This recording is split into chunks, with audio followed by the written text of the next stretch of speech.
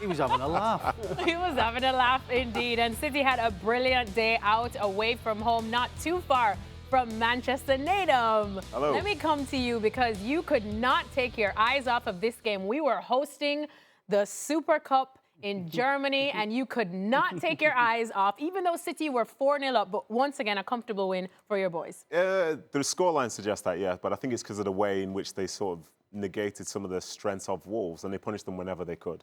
And I think some of the new players, in terms of how they play today, from a City perspective as a fan, like, it's exciting. You got to see what Reinders was like in terms of his driving runs. You saw the link-up play. Someone like an Oscar Bob, who had to sit out the majority of last season with a broken leg, and you got that sort of freshness that's there, which is, I think, what some people would have been pining for from such a long time, from the middle third of last season when they were so poor. So I think overall, it's a really good day. Wolves obviously had that emotional connection with Diogo Jota in itself. And I think for City to be able to manage that on that opening day of the season where everybody has hope that they'll do well, I think it's a very strong performance. And I think the other side of it is, keeping a clean sheet away from home. There was a lot of question marks on City last year and the goals they conceded. And, we saw it yesterday with Liverpool at times where you thought, okay, can they be tight defensively?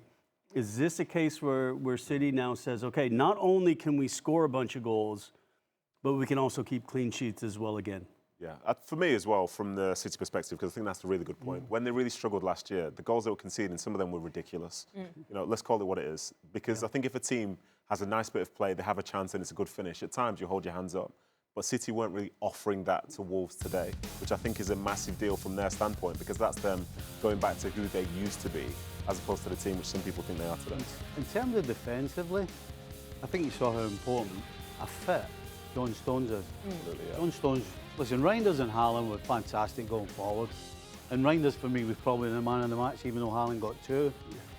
But going on from the conversation you and I had, Nedum, yesterday, where you ruffled where some we're talking feathers. about defense. You ruffled. Nedum came up to work ruffled today, Stevie. No, Stevie. Well, what we saw today is a team that's capable of defending properly. And at the heart of that, in my opinion, was John Stones. Made a great challenge. There was a little period in the first half where Wolves were on top, and they had an opportunity, and Stones made a fantastic challenge. But overall, defensively, they looked really solid. I think I saw Aït-Nouri making a challenge as well. Listen, this Aït-Nouri narrative about how he can't defend. Listen, I thought he defended really well in that game. He did. And I think when you compare that, for example, to making your debut against your former side, like for a Kirkes yesterday, that's a different situation. Aït-Nouri, not only did he defend well, I think sometimes, when we level these accusations about people who can't defend, it's because they don't want to. Today it looked like Aït-Nouri really wanted to, so you saw his physical strength, you saw his ability to sort of defend 1v1, and he was a huge asset on that side because he needed to be. But that's the key, isn't it? He wanted to today. He's got to want to do it for the next 37 games. And he's not going to be playing against his old team, because everybody tries even harder against their old team. But as I said, going forward, they were... A defender wanting to defend?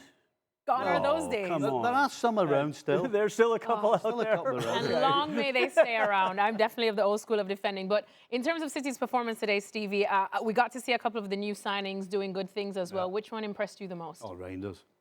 Reinders. I think what we saw from Reinders today is what separates him from other players in Europe. The guy does he does some of the dirty stuff in the middle of the park, but the way he appears at the edge of the box or in the box for either finishing or the cutback for Haaland's goal. I mean, watching it reminded me of Gundogan when he was at his best. He had that little period where he was scoring loads of goals but still doing all the other stuff. I mean, if he can do what Gundogan was doing for, 3 or 4 years, what a signing. And Nedum, I said, I know you're a fan of Oscar Bob as well, and we saw some little link up there with Reinders. What did you think of him too overall? Oscar Bob was brilliant, I thought, on that side. Reinders as well. Yeah, Oscar Bob and Reinders, the link-up play was really, really good. And I think even from an attacking standpoint, Nicol Lewis coming in there and the way that they gelled together, I think the understanding that they have felt as if they've been doing that for the longest time. Agreed. But as we said of Oscar Bob, he's been out for most of last season. He's trying to find fitness. You've got Reinders who's coming in, this is a new team, this is a new setup, first time playing against Wolves and so on. But they all knew what they were doing. And what I loved as well from Reinders, to go back to it, the cutback for Haaland for his goal, at no point as he looked, he just knows that's the right place to be. And the weight of pass was perfect. To the left-footed forward to go and smash it in. But yeah, to give credit to all the new signings, I need to also give credit to James Trafford. because I thought he did really well when he came on. When he started the game. What's going on there? What's the situation there? Because, of course, we've heard the rumors of Ederson potentially going to Galatasaray, Trafford. You did say you have to give him a nod for doing well today, even though I don't think Wolves would have threatened him too much. No. Let's not do that. Let's not do that. Let's not do that. Let's be honest, Nedum. He wasn't going to be threatened too much. You're better than that, because it's not necessarily about that, because you're playing against other professionals in the Premier League, and some of his decision-making is what I was impressed with, because I felt his presence. He looked comfortable, didn't he? Exactly. And when he needed to come out, there were a couple of times where, say, chances were ruled out for offside, but he rushed out quickly to deal with it. The ball at his feet felt comfortable, and he had a real calming presence. And the goal that Haaland scores, his second one, that starts with the ball at James Trafford's feet, and he plays the 30, 40-yard ball into space for Reinders to run into. It doesn't make the highlight, but it's an important part of But how to that me, goal comes that's the bonus, is that pass. The rest of it is looking the part. Yes, absolutely. Not Stevie, Nedum, two defenders. How did you feel when your goalkeeper gave you kind of like a secure feeling as opposed to, oh no, what's happening here? And this is a man that played with Grobbelaar forever. Yeah. So, I mean, so there's a point when you say, hey, okay, you did, as a goalkeeper, I enjoyed when I could say, I don't think there was a minute I did something wrong. That it looked like everything was clean. I made the right decisions when I needed to. I came out, I got this, I passed the ball well here. Yeah, okay, I didn't have to make a big save, but I think every goalkeeper loves the games when you say, my team did well, I helped organize, and every decision was right. Yes. If you want to make a comparison, think of Kushinov, when he made his debut for City last year. And then you think of what Trafford did today. I mean, chalk and cheese. Think about this from the Trafford perspective. Last season, he's playing in the Championship. This season, he's playing for a side that's trying to win the Premier League. And on day one, he looks like he's been there for years. That shows how much potential he has. So with that said, back to the goalie situation. Now, how do you think this is going to play out? Could he be the choice? Listen, if you want to know about stuff like this, you need to speak to the ESPN journalist, because I do not have a clue. What would you like to see then, Nedum? Because you are close to City, so I'm sure you've heard some whispers. Can't not play next year. Yeah, Trafford for me, I think Guardiola said before the game that Ederson is still his number one. But with the bid coming in from Galatasaray, you'd think that Ederson might be going there.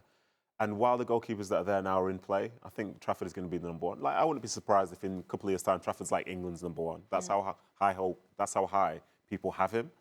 So if Donnarumma comes in, it definitely muddies the waters a little bit. Yeah. And that's purely because Trafford, is good enough to play. If Donnarumma comes in, Donnarumma's playing.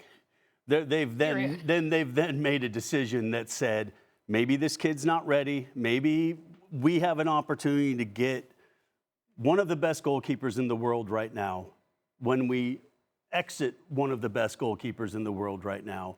Now, if they don't do that because they're very happy, then that will say a lot about Trafford. So, well, I want to just stick a pin and talk about some famous number 4s at Manchester City.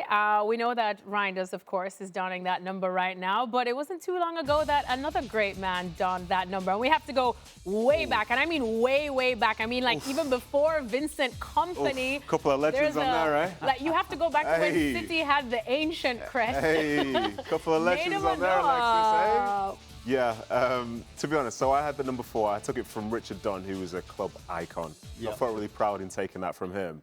And then I was sort of elbowed out the door a bit at City. And when I was on loan, Vincent Kompany asked me if he could take the number. I said, yeah, sure, take it. Fast forward 10 years, he's got a statue outside the stadium. So I said, what my legacy is going to be.